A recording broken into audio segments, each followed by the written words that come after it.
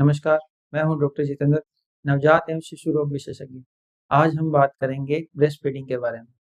Breast feeding कैसे करानी होती है, क्या-क्या सावधानियां रखनी होती है, क्या-क्या उसमें समस्याएं हो सकती है और उसके फायदे क्या हैं। ए टू जेड पूरा कवर करने की कोशिश करेंगे।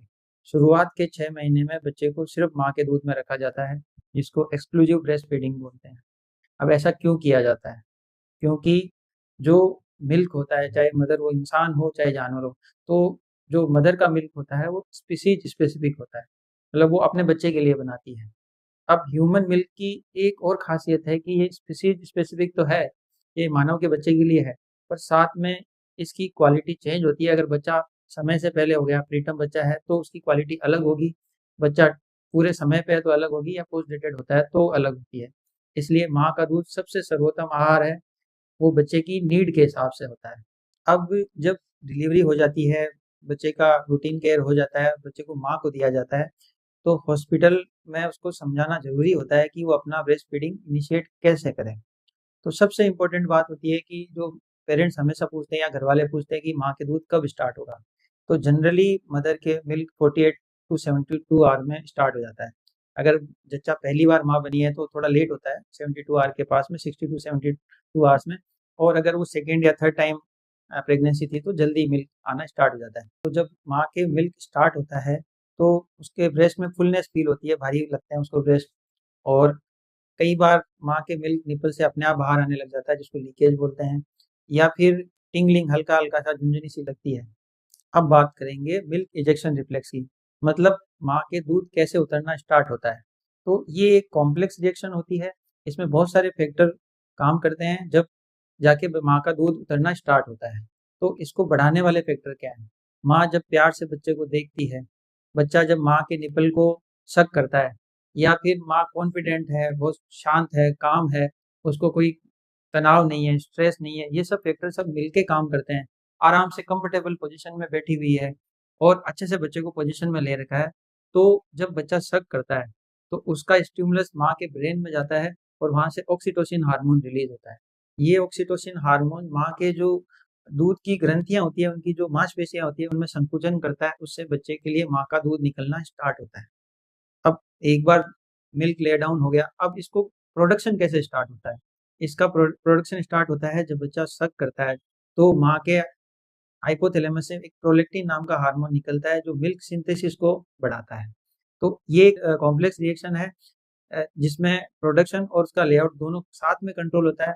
इसलिए इसमें माँ का कंफर्टेबल होना, काम होना, अच्छी पोज़ीशन में बैठ के सब चिंताओं को दूर करके मिल्क को पिलाने का ट्राई करना सबसे इम्पोर्टेंट एस्पेक्ट होता है। इसीलिए सब माँ के जो दुविधाएँ होती हैं उनको दूर किया जाता है और उनको सिखाया जाता है कि आप कॉन्फिडेंट हो तभी आपका दूध बच्चे के लिए उपलब्ध हो पाएगा कि क्या पोज़ीशन रखें। तो इसके लिए सबसे सेफ पोज़ीशन ये होती है कि बच्चे को माँ के एक हाथ पे रखना है, उसका हेड अच्छे से सपोर्ट होना चाहिए, उसका चेस्ट अच्छे से सपोर्ट होना चाहिए, उसके बटक्स अच्छे से सपोर्ट होने चाहिए, और साथ में बच्चे के जो मुँह की डायरेक्शन है वो निप्पल की तरफ होनी चाहिए। और बच्चे की छाती माँ की छाती से टच होनी चाहिए, और बच्चे का पेट है वो माँ के पेट से अटैच होना चाहिए। और जो दूसरा हाथ माँ का फ्री होता है, उससे वो 2 काम कर सकती है। एक तो कई बार बच्चे का मुँह निपल पे ढंग से नहीं आ पाता है, तो उस बच्चे को गाइड कर सकती है, ताकि बच्चे के निपल अच्छे से मुँह में आ जाए। और दूसरा ये कि जब बच्चे को टच करती है, उसको प्यार करती है, लाड करती है, तो उसके ऑक्सीटोसिन और प्रोलैक्टिन हार्मोन जिनसे दूध बनता है, उनमें भी बढ़ोतरी होती है। अब इसके बाद में ये देखा जाता है कि बच्चे का जो निपल से अटैचमेंट है वो अच्छा है या नहीं है। तो अच्छे अटैचमेंट के क्या साइन होते हैं? जब बच्चा अच्छे से अटैच होता है तो बच्चे का मुँह पूरा खुला हुआ होता है, निपल और साथ में निपल के आस-पास का ब्लैक एरिया जिसको एरियोला बोलते हैं, वो उसके मुँह में होता है। एटलीस्ट नीचे वाला एरियोला बिल्कुल नहीं दिखना चाहिए, ऊपर वाला थोड़ा बहुत दिख सकता है।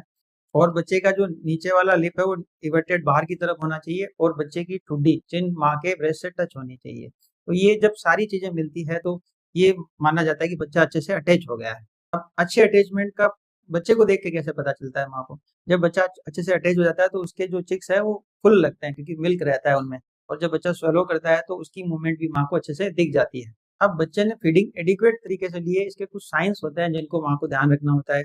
जैसे ही बच्चा एडिक्वेट तरीके से सक कर लेता है तो बच्चे की माँ का जो ब्रेस्ट है वो हल्का फील होता है, उसको फुलनेस नहीं लगती है। बच्चा बच्चा 6 से 8 बार पर डे यूरिन करता है, बच्चे को अच्छे से स्लीप होती है, 1.5 से 2 घंटे तो मिनिमम सोता है, और साथ में बच्चे का वेट गेन भी अच्छा होता है।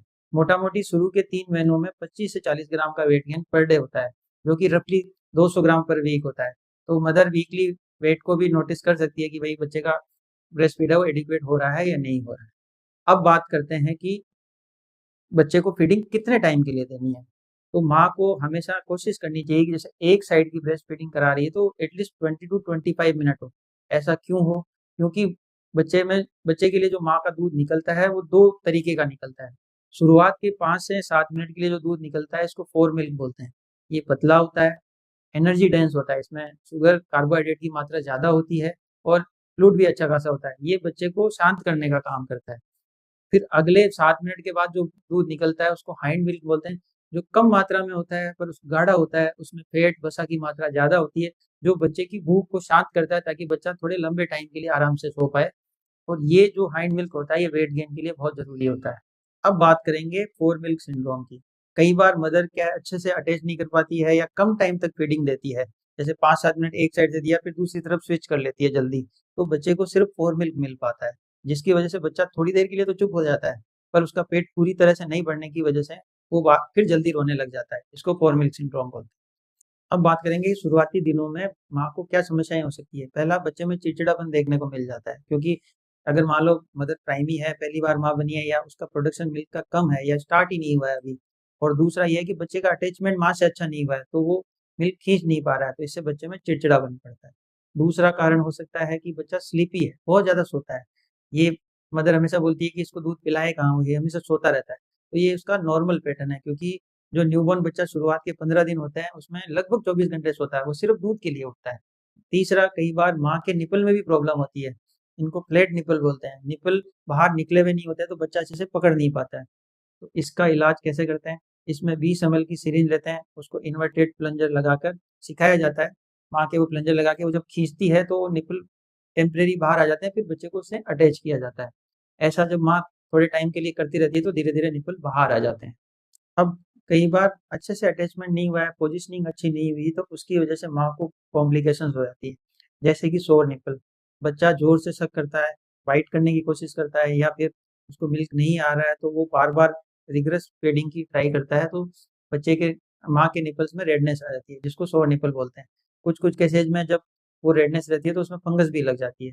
तो इसका उपाय क्या है कि माँ को अच्छे से काउंसिल किया जाता है, उसकी पोजिशनिंग के बारे में समझाया जाता है, प्रॉपर अटैचमेंट कैसे करना है उसके बारे में बताया जाता है, और अगर वहाँ पे फंगल इन्फेक्शन का डाउट लग रहा है तो उसमें एंटी फंगल यूज किया जा सकता है। सेकंड प्रॉब्लम आ जाती है ढंग से अटैचमेंट नहीं होने की वजह से ब्रेस्ट एनगोर्जमेंट। इसमें माँ के दूध बच्चा खींच नहीं पा रहा है तो दूध माँ की दूध ग्रंथियों में इकट्ठा हो जाता है, उससे बच्चे की माँ के जो ब्रेस्ट है वो बहुत टाइट और बहुत ज़्यादा दर्द वाले हो जाते हैं। इसका भी वही उपाय है कि उसका मिल्क एक्सप्रेस करना होता है, प्रॉपर काउंसलिंग की जाती है, साथ में कई बार अगर ज़्यादा एनगोर्जमेंट है, ज़्यादा दर्द हो रहा है तो ब्रेस्ट पंप से भी एक्सप्रेस किए करके बच्चे को फीडिंग करा सकते हैं। साथ में एनाल्जेसिक भी यूज कर सकते हैं ताकि बच्चे की माँ को दर्द ना हो। अब इसी का सीवियर फॉर्म होता है कि जब बच्चा अच्छे से मिल्क नहीं ले पा रहा है, बार-बार बाइट कर रहा है, तो उसकी जो लेक्टिफेरस ग्लैंड्स होती हैं, माँ की दूध ग्रंथियाँ, वो ब्लॉक हो जाती है, या वहाँ निपल क्रैक हो जाते हैं, तो वहाँ पे इन्फेक्शन आ जाता है। उसकी वजह से वहाँ बहुत रेडनेस और बहुत ज़्यादा सीवियर पेन होता है, इसको मेस्टाइटिस बोलते हैं। ये एक थोड़ा सीरियस प्रॉब्लम होती है, इसमें आपको अपने गायनेकोलॉजिस्ट से संपर्क करना होता है। फिर वो असेस करते हैं कि इसको आईवी एंटीबायोटिक या ओरल एंटीबायोटिक देने की ज़रूरत है या नहीं, कहीं कोई मवाद तो नहीं है। तो इसमें टेम्परेरी माँ का दूध रोक दिया जाता है, और उस पर टॉपिकल एंटीबायोटिक या एंटी फंगल यूज़ किया जाता है, और साथ में गाइड किया जाता है, मिल्क को एक्सप्रेस किया जाए ताकि वहाँ का दर्द कम हो पाए। कई बार मदर परेशान रहती है कि 72 आवर्स से भी ज़्यादा का टाइम हो गया है और मेरे दूध आया नहीं है। तो इसके, जैसा कि हमने डिस्कस किया था, कि अच्छे से अटैचमेंट नहीं हो पा रहा है, माँ को कोई स्ट्रेस है, माँ को कोई टेंशन है, या फिर कई बार मदर को कुछ कॉम्प्लिकेशंस होती है, जैसे कि उसको बीपी की प्रॉब्लम है, माँ को डायबिटीज़ की प्रॉब्लम है, या फिर ओबेसिटी है, तो मिल्क आने में समय लग जाता है, जिसको डिलेड लैक्टेशन बोलते हैं। अब बात करते हैं कि ब्रेस्ट मिल्क कब नहीं देना है, मतलब उसका कॉन्ट्रा इंडिकेशन क्या है। हमेशा मदर सवाल पूछती है कि डॉक्टर साहब मेरे को फीवर आ रहा है, मेरे को पेशाब में इन्फेक्शन है, मेरे को टाइफाइड पॉजिटिव आया है, मेरे को सर्दी हो गई है, मेरे को जुकाम हो गया है, तो मैं बच्चे को दूध दूँ या ना दूँ? तो ये सारी चीज़ें, दूध बंद करने के लिए कोई कॉन्ट्रा इंडिकेशन नहीं है, आप अपना फीडिंग करा सकते हो, आपको अपनी दवाई लेनी होती है, साथ में आपको बच्चों के डॉक्टर से मिलना होता है कि हम इस फीडिंग को कैसे कंटिन्यू रखें। तो कुछ एडजस्टमेंट के साथ में फीडिंग को कंटिन्यू किया जा सकता है। अब बात करते हैं किन किन कंडीशन में ब्रेस्ट मिल्क नहीं देना है। अगर बच्चे को कंजेनाइटल लैक्टोज इंटॉलरेंस है या लैक्टोसीमिया है, माँ कोई साइकेट्रिक ड्रग पर है, माँ को कोई कैंसर के लिए मेडिसिन चल रही है या माँ को कोई थायराइड की समस्या है। अब बात करते हैं कि जो HIV पॉजिटिव मदर है वो फीडिंग कराए या नहीं कराए। सवाल रहता है कि HIV पॉजिटिव है तो मैं दूध दूँ या ना दूँ, क्योंकि दूध से वायरस ट्रांसफर होने का खतरा रहता है। अपने गवर्नमेंट ऑफ इंडिया की क्लियर गाइडलाइन है कि अगर अफोर्डेबल, फिजिबल, एक्सेप्टेबल, सेफ और सस्टेनेबल कोई और दूसरा ऑप्शन है तो आप वो स्टार्ट कर सकते हो, अदरवाइज ब्रेस्ट मिल्क को बंद नहीं करना होता है। अब बात करते हैं रिलेटिव कॉन्ट्राडिक्शन, मतलब कुछ टाइम के लिए अपने को ब्रेस्ट फीडिंग को होल्ड करना पड़ता है। तो इसमें होता है कि अगर मदर को सोर निपल है, मेस्टाइटिस हो गई है, उसके ब्रेस्ट में कोई मवाद है तो उसको निकाल लेते हैं, उस टाइम तक बंद रखते हैं। या फिर बच्चे को एक्वायर्ड लैक्टोज इंटॉलरेंस है या फिर कई बार ब्रेस्ट मिल्क जॉइंडिस है तो थोड़े टाइम के लिए ब्रेस्ट फीडिंग रोकनी पड़ती है। अब बात करते हैं कि जब बच्चा एक्सक्लूसिव ब्रेस्ट फीडिंग पर है, सिर्फ माँ का दूध ले रहा है, तो उसकी पोटी का पैटर्न क्या होता है। तो बच्चा दिन में 6 से 8 बार तक पोटी कर सकता है। गोल्डन येलो कलर की पोटी आती है, फटे-फटी दही जैसी दिखती है, जो बिल्कुल नॉर्मल होती है। कई बार बच्चा दिन में 3, 4, 5 बार पोटी कर देता है, कई बार हफ्ते में 2 या 3 बार करता है। ये सब चीज़ें नॉर्मल होती है। जब बच्चा थोड़ा बड़ा हो जाता है, 1.5-2 महीने के आस-पास जाता है, तो कई बार बच्चे में कॉन्स्टिपेशन भी आ जाता है, जिसके लिए भी नहीं घबराना है। अगर बच्चे का पेट बहुत मुलायम है और बच्चा फीड अच्छे से ले रहा है, गैस अच्छे से पास कर रहा है और यूरिन अच्छे से कर रहा है। ब्रेस्ट फीडिंग के फ़ायदे क्या हैं? सबसे पहला फिजिकल बेनिफिट होता है कि बच्चा जब ब्रेस्ट फीडिंग करता है, तो बच्चा अपना टेम्परेचर अच्छे से मेंटेन करता है, उसको डिहाइड्रेशन नहीं होता है। दूसरा फ़ायदा है कि बच्चे के लिए ये बहुत इकोनॉमिक फूड है। शुरू के 6 महीने में बच्चा अगर एक्सक्लूसिव ब्रेस्ट फीड पर है, तो उसको ऊपर से कुछ नहीं देना है। तीसरा कन्वीनिएंट है, मदर फीड कराती है तो आपको दूसरी चीज़ों की अरेंजमेंट नहीं करनी पड़ती। चौथा है कि फिजियोलॉजिकल है, इससे बच्चे का विकास अच्छे से होता है, उसमें बच्चे को जो प्रोटीन चाहिए होती है, कार्बोहाइड्रेट चाहिए होता है, फैट चाहिए होता है, सब अवेलेबल होता है। पाँचवाँ ईज़ी टू डाइजेस्ट होता है, बच्चे के जो व्हे प्रोटीन होती है वो 80% तक होती है माँ के मिल्क में, तो डाइजेशन में ज़्यादा जोर नहीं आता है। छठा है कि बच्चे के ब्रेन डेवलपमेंट से रिलेटेड बहुत सारे फैक्टर माँ के दूध में अवेलेबल होते हैं। सातवां है कि बच्चे को एनीमिया के चांस कम होते हैं, क्योंकि जो भी आयरन इसमें अवेलेबल होता है वो क्वांटिटी में कम होता है पर बायोलॉजिकली अवेलेबल अधिक होता है। आठवां है कि जिन बच्चों को ब्रेस्ट फीडिंग दी जाती है उनको उनकी गट फ्लोरा का विकास बहुत अच्छे से होता है, क्योंकि इसमें प्रोबायोटिक प्रॉपर्टी वाले बहुत सारे कंपाउंड होते हैं। नौवां है कि बच्चे को इससे पैसिव इम्यूनिटी मिलती है, क्योंकि माँ के दूध के साथ में आईजी एंटीबॉडीज मिलती है जो बच्चे को रोगों से बचाती है। साथ में डब्ल्यूबीसी मैक्रोफेज होते हैं जो बच्चे को इन्फेक्शन से बचाते हैं। 10वां, अब ये थे बच्चे को फ़ायदे।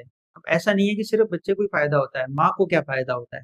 जब बच्चा ब्रेस्ट फीड पे रहता है तो सबसे पहला फ़ायदा होता है कि माँ की और बच्चे की बॉन्डिंग अच्छी होती है। दूसरा फ़ायदा ये होता है कि जब जितनी जल्दी ब्रेस्ट फीडिंग स्टार्ट की जाती है तो माँ के पोस्टपार्टम पीरियड में जो ब्लीडिंग होने के खतरे होते हैं वो कम हो जाता है। माँ की बच्चेदानी की साइज़ जल्दी अपने नॉर्मल में आती है। उसका वेट लॉस भी अच्छे से होता है, क्योंकि ब्रेस्ट फीडिंग के लिए एनर्जी चाहिए होती है, तो वेट लॉस जो एक माँ का कंसर्न रहता है वो भी मिल जाता है इसके साथ में। पाँचवाँ है कि माँ को ये नेचुरल कॉन्ट्रासेप्शन है, जो मदर्स ब्रेस्ट फीडिंग पे रहती है, उनमें दूसरा बच्चा ठहरने में टाइम लगता है, तो ये एक नेचुरल कॉन्ट्रासेप्शन है जिसका फ़ायदा मदर को मिल जाता है। इसीलिए ब्रेस्ट फीडिंग को जितना जल्दी हो सके उतना स्टार्ट करना होता है। अब कितना जल्दी स्टार्ट कर सकते हैं? अगर नॉर्मल डिलीवरी है तो आप 1 घंटे के अंदर-अंदर माँ को ब्रेस्ट फीडिंग के लिए मोटिवेट कर सकते हो।